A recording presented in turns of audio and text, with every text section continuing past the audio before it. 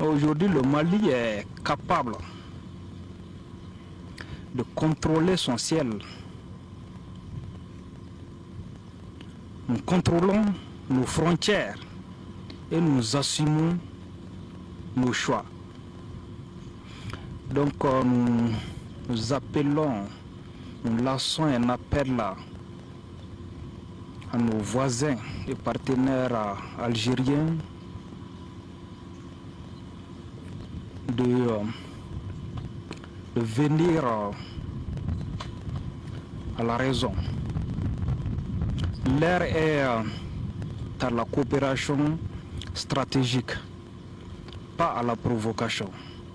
Monsieur le ministre, cela m'amène à vous parler de coopération militaire au niveau. Quand on dit Tinzaouaten aussi, cela évoque cet incident entre guillemets survenu entre le Mali et l'Algérie, incident donc qui a ravivé les tensions entre les deux pays quand un nouveau drone a donc été abattu. Comment est-ce que vous gérez cette situation? La destruction de notre drone est un acte grave. Quand nous avons été informés, nous avons tout de suite actionné les canaux diplomatiques et militaires pour avoir plus d'informations. Mais soyons précis, le Mali ne tolérera aucun acte d'agression contre ces appareils de défense. Nous ne céderons à aucune intimidation, à aucune pression extérieure.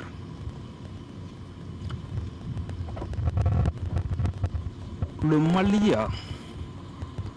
est dans son bon droit et nous nous réjouissons la reconnaissance de ce droit par tous les pays lucides.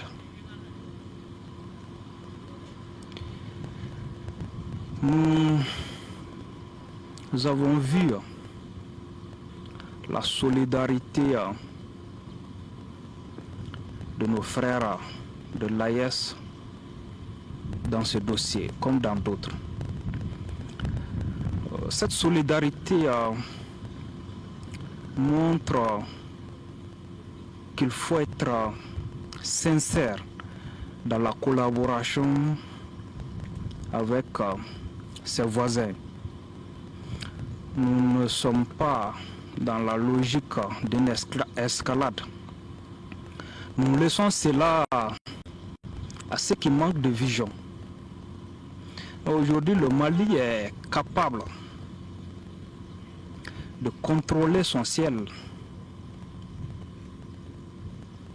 Nous contrôlons nos frontières et nous assumons nos choix. Donc nous appelons, nous lançons un appel à nos voisins et partenaires algériens de venir à la raison. L'heure est à la coopération stratégique, pas à la provocation. Monsieur le ministre, cela m'amène à vous parler de coopération militaire au niveau de l'AES. On se rappelle qu'à cette occasion et à d'autres d'ailleurs, vous avez rappelé que le Mali, le Niger, le Burkina Faso, l'espace confédéral est désormais un théâtre d'opération commun. Comment